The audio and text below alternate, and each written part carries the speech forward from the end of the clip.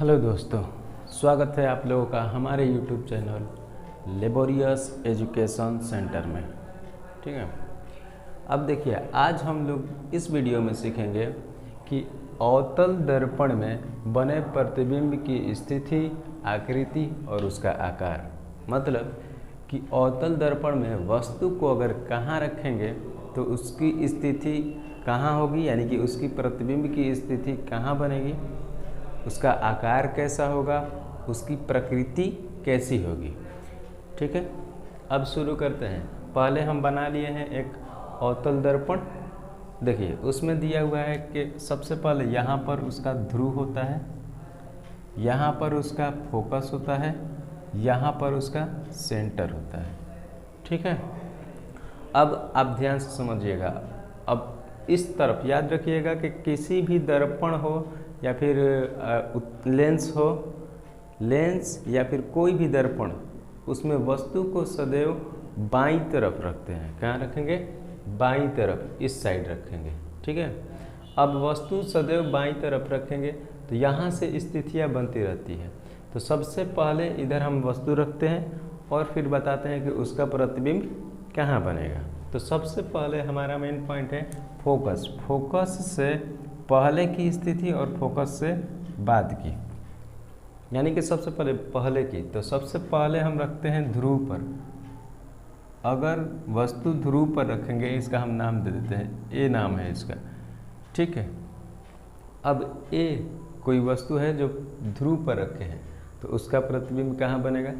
तो दर्पण के पीछे, यानी कि एकदम ध्रुवे पर बनता है और यह वस्तु के बराबर होता है। तो इसको हम लिख देते हैं ए डैश। ए डैश इसका प्रतिबिंब है। कैसा होगा? ये बराबर होगा। ठीक, दूसरी स्थिति आती है कि जब वस्तु को फोकस और ध्रुव के बीच रखेंगे। कहाँ रखेंगे? फोकस और ध्रुव के बीच। तो हम रख दी ये वस्तु फोकस और ध्रुव के बीच। ठीक है, इसको हम बी डैश बी नाम दे देते हैं। तो इसका प्रतिबिंब कहाँ बनेगा? तो ये भी दर्पण के पीछे ही बनेगा। ठीक है, ये भी दर्पण के पीछे बनेगा, लेकिन वस्तु से बड़ा बनेगा। ये है बी डैश, बड़ा बनेगा। ठीक है, दो स्थिति पता चल गई। पहली, जो ध्रुव पर रखे थे तो ध्रुव पर ही प्रतिबिंब बना, बराबर बना। दूसरा, फोकस और ध्रुव के बीच रखें तो कहाँ बना? दर्पण के पीछे बना और वस्तु से बड़ा बना। ठीक, तीसरी स्थिति आते हैं, ये दोनों जो देखो फोकस के जो पहले रखे हैं, ठीक, फोकस के पहले रखे हैं तो वो सब के सब जो होगा काल्पनिक प्रतिबिंब बनेगा। ये भी काल्पनिक, ये भी काल्पनिक। दर्पण के पीछे जो भी प्रतिबिंब बनेगा उस सब के सब का होगा काल्पनिक होगा। ठीक है, और जब दर्पण के इस साइड बनेगा, यानी कि जिस तरफ वस्तु रखे हैं उसी तरफ अगर मान लीजिए प्रतिबिंब भी बनता है तो वो सब के सब वास्तविक प्रतिबिंब होगा। अब रखते हैं फोकस पर। अगर वस्तु को हम फोकस पर रखेंगे तो उसका प्रतिबिंब, ये मान लीजिए हम ए बी सी ए है, डी रखते हैं। ठीक है, तो इसका प्रतिबिंब अनंत पर बनेगा। कहाँ बनेगा? अनंत पर। अब देखिए यहाँ से ना अपोजिट चलेगा। यहाँ रखें अनंत पर बना, यहाँ पर रखे हैं फोकस पर तो अनंत पर बनेगा। ये हो गया आपका डी डैश। ये उल्टा होगा। देखिए ये सर, इधर हम वस्तु रखें ऐसे बन रहा है प्रतिबिंब, ऐसे, यानी कि उल्टा बनेगा, वास्तविक बनेगा। मतलब ऐसे इस साइड बन रहा है तो वास्तविक बनेगा। ठीक, और यह वस्तु से बहुत बड़ा होगा, बहुत बड़ा। ठीक है, फोकस पर रखें तो अनंत पर बना। ठीक, कैसा बना? वस्तु से बहुत बड़ा, उल्टा और वास्तविक। उल्टा बना और वास्तविक बना। ठीक है, अब जैसे देखो, जैसे जैसे हम इस वस्तु की दूरी को इधर लेते जाएंगे, इधर घसकाएंगे तो प्रतिबिंब इधर घसकता जाएगा।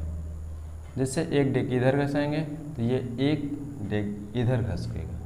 दूसरी स्थिति, इसके आगे वाला देखते हैं। इसके बाद में हम यहाँ रखते हैं, वस्तु को कहाँ रखेंगे, तो वस्तु को वक्रता केंद्र और फोकस के बीच में रखते हैं। वस्तु कहाँ रखते हैं, वक्रता केंद्र और फोकस के बीच में, ठीक है। तो इसका प्रतिबिंब कहाँ बनेगा, अनंत और वक्रता केंद्र के बीच में बनेगा, यहाँ बनेगा, ठीक है। वस्तु से बड़ा बनेगा, ये बहुत बड़ा है, ये केवल बड़ा बनेगा, वस्तु से ही क्या होगा, बड़ा होगा, ठीक है। ये ई था तो ये ई डैश हो जाएगा। वक्रता केंद्र और फोकस के बीच में वस्तु रखेंगे तो उसका प्रतिबिंब वक्रता केंद्र और अनंत के बीच बनेगा। देखो तो एक कदम इधर घस गए तो ये एक कदम प्रतिबिंब इधर घसक गया, ठीक। फिर आगे बढ़ते हैं, रखते हैं वस्तु को वक्रता केंद्र पर, ठीक है। एफ लिखे हैं हम, जी लिखते हैं इसको। ये आपका हो गया वक्रता केंद्र पर स्थित वस्तु, तो इसका प्रतिबिंब भी वक्रता केंद्र पर ही बनेगा, ठीक है, वक्रता केंद्र पर ही बनेगा और वस्तु के बराबर होगा। कैसा होगा, ये होगा बराबर, ठीक है। हम लिख देते हैं जी डैश। वास्तविक होगा, उल्टा होगा और वस्तु के बराबर होगा, समझ गए। अब देखिए इस प्रतिबिंब को हम यहाँ ले जाएंगे, यानी कि सॉरी वस्तु को यहाँ ले जाएंगे, यानी कहाँ पर, अनंत और वक्रता केंद्र के बीच। यह है अनंत और वक्रता केंद्र के बीच वस्तु। जब हम वस्तु को अनंत और वक्रता केंद्र के बीच रखेंगे, ठीक, तो उसका प्रतिबिंब अब एक कदम ये इधर खिसकेगा, यानी कि वस्तु कहाँ बनेगा, सॉरी प्रतिबिंब कहाँ बनेगा, जी के बाद में एच, तो वो वक्रता केंद्र और फोकस के बीच बनेगा, ठीक है। छोटा बनेगा, कैसा बनेगा, वस्तु से छोटा बनेगा, तो एच डैश बना। ये भी वास्तविक होगा, उल्टा होगा, लेकिन वस्तु से छोटा होगा, ठीक। अब अगली स्थिति अनंत हो गई। यहाँ पर अगर हम वस्तु को अनंत पर रखते हैं, कहाँ रखते हैं, अनंत पर रखते हैं, आई रख देते हैं, ठीक। तो जब वस्तु को अनंत पर रखेंगे तो उसका प्रतिबिंब कहाँ बनेगा, तब एक कदम आगे फोकस पर, कहाँ बनेगा, फोकस पर। ये फोकस है, यहाँ बनेगा, ठीक है। उसका प्रतिबिंब कहाँ बनेगा, फोकस पर बनेगा, ऐसे। अब देखिए ये इतना बड़ा वस्तु और यह बहुत छोटा, आई डैश जो होगा बहुत छोटा,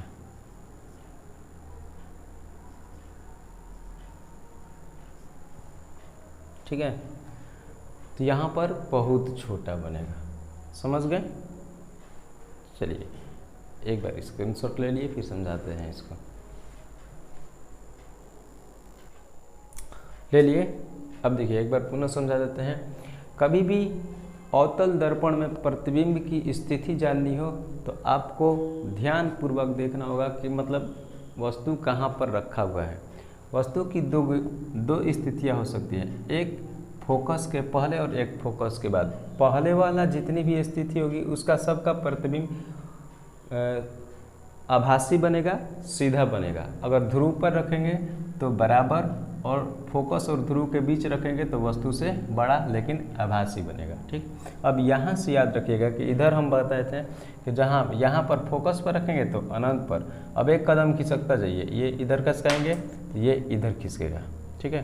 तो हम आ गए वक्रता केंद्र और फोकस के बीच, तो ये कहाँ बनेगा, केंद्र और अनंत के बीच। फिर एक कदम खिसका दिए, ठीक। आ गया कहाँ पर, केंद्र पर। तो केंद्र पर रखेंगे तो इसका प्रतिबिंब भी केंद्र पर बनेगा, कैसा, बराबर बनेगा, ये छोटा बनेगा। फिर एक कदम खिसका दिए तो ये भी एक कदम खिसकेगा, तो ये एच हो गया आपका अनंत और वक्रता केंद्र के बीच। तो ये कहाँ बनेगा, फोकस और वक्रता केंद्र के बीच छोटा बनेगा, ठीक। उसके बाद अनंत पर रखेंगे तो अनंत पर रखेंगे तो फोकस पर बनेगा और बहुत छोटा। आई होप आप लोगों को अच्छा लगेगा और इसी तरह के वीडियो देखने के लिए हमारे चैनल को सब्सक्राइब करें, ठीक है, और लाइक करें।